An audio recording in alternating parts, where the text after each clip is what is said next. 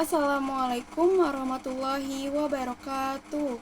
Sebelumnya saya ingin menjawab pertanyaan dari tema job description. Yang A yaitu mengenai job description motivator pada kegiatan insidentil sebagai berikut. Soal yang pertama yaitu apa yang harus dilakukan motivator apabila murid yang tidak mau masuk kelas?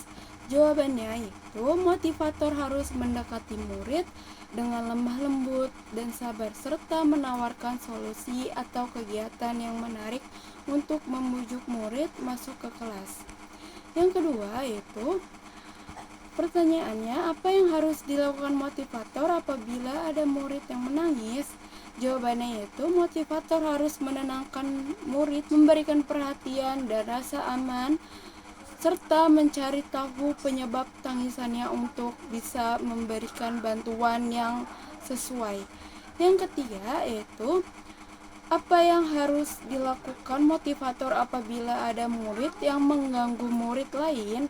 Jawabannya yaitu motivator harus menghampiri murid yang mengganggu dan secara bijaksana mengalihkan perhatiannya kegiatan yang positif atau menegaskannya aktivitas yang menarik untuk menghentikan perilaku mengganggu tersebut. Yang keempat yaitu apa yang harus dilakukan motivator apabila ada murid yang melamun?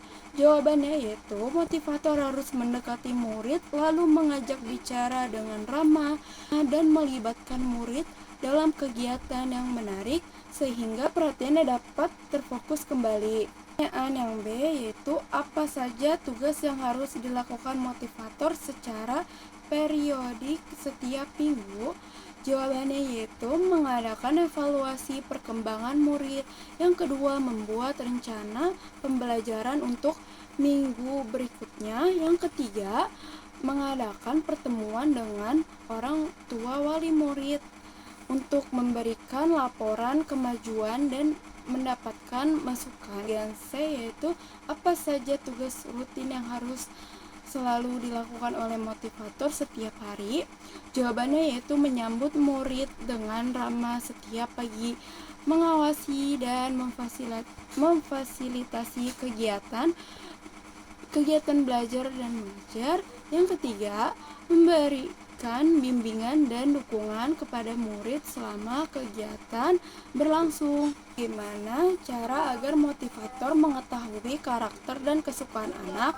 Yang pertama, berinteraksi secara rutin dan aktif dengan setiap murid. Yang kedua, amati perilaku dan respons murid dalam berbagai situasi dan kegiatan. Dan yang ketiga yaitu bertanya langsung kepada murid tentang minat dan kesukaan mereka. Yang keempat, melakukan kegiatan yang memungkinkan murid mengekspresikan diri seperti permainan, diskusi, atau proyek kreatif lainnya. Selanjutnya yaitu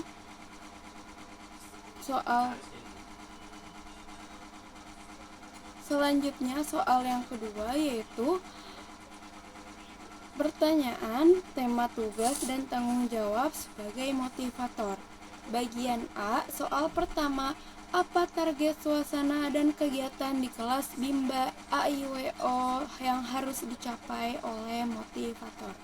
Jawabannya yaitu menciptakan lingkungan yang menyenangkan, positif, dan mendukung sehingga anak-anak merasa senang, termotivasi, tertarik untuk belajar, dan anak-anak merasa sangat aman dan nyaman.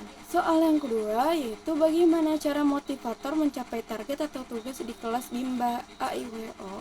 Jawabannya yaitu motivator harus menggunakan pendekatan yang menyenangkan dan interaktif dalam setiap kegiatan belajar mengajar, menggunakan metode yang sesuai dengan minat dan kesukaan anak-anak untuk menjaga perhatian dan semangat mereka. Yang ketiga, memberikan pujian dan penghargaan secara konsisten untuk setiap oleh anak-anak. Dan yang terakhir, membangun hubungan yang baik setiap murid untuk memahami kebutuhan dan kesukaan mereka. Bagian B soalnya yaitu apa tanggung jawab utama motivator Bimba? Tanggung jawabnya yaitu membimbing, memfasilitasi kegiatan belajar anak-anak dengan cara yang menyenangkan dan menarik, serta memastikan setiap anak merasa diterima, aman, dan termotivasi untuk belajar.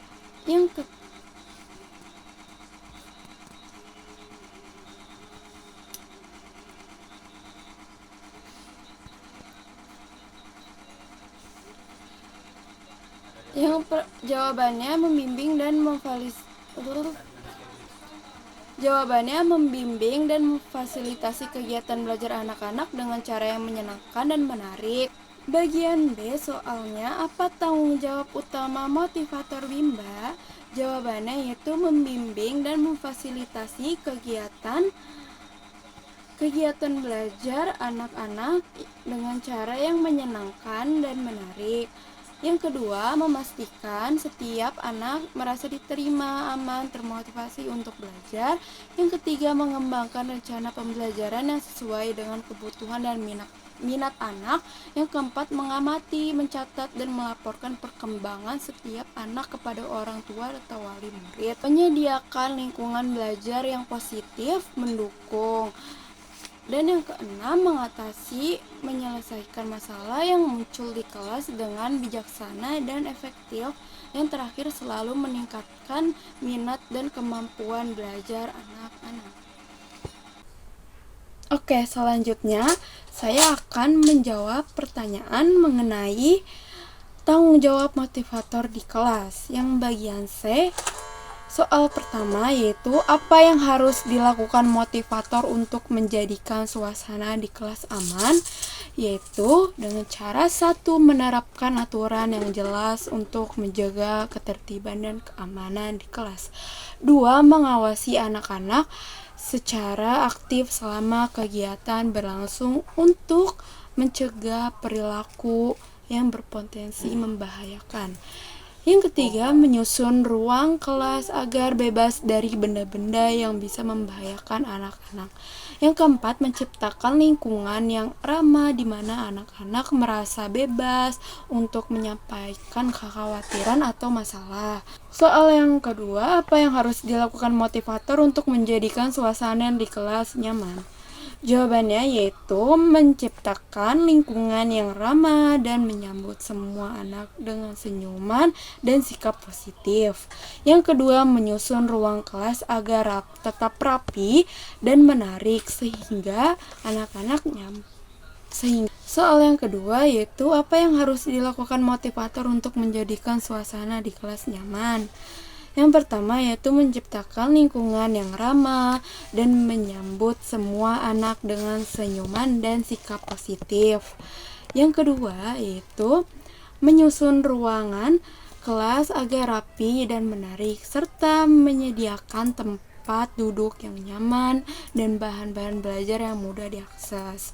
Yang ketiga, mendengarkan dan menghargai setiap anak, memastikan bahwa setiap anak merasa dihargai dan diperhatikan. Yang ketiga itu soalnya apa saja yang harus dilakukan motivator dalam mengasihi dan menyayangi anak murid.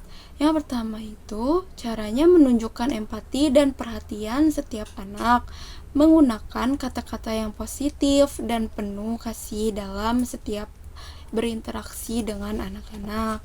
Dan yang terakhir, memberikan pelukan atau sentuhan yang ramah ketika sesuai dan dibutuhkan untuk menunjukkan kasih sayang serta menghargai perbedaan individu. Soalnya apa yang harus dilakukan motivator untuk menjadikan kegiatan bermain sambil belajar yang menyenangkan?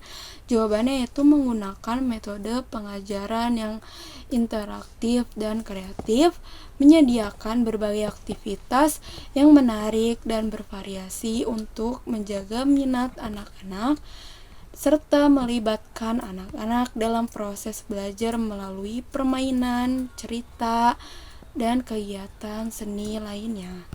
Apa yang harus dilakukan motivator untuk memastikan anak melakukan kegiatan yang berhubungan dengan minat belajar?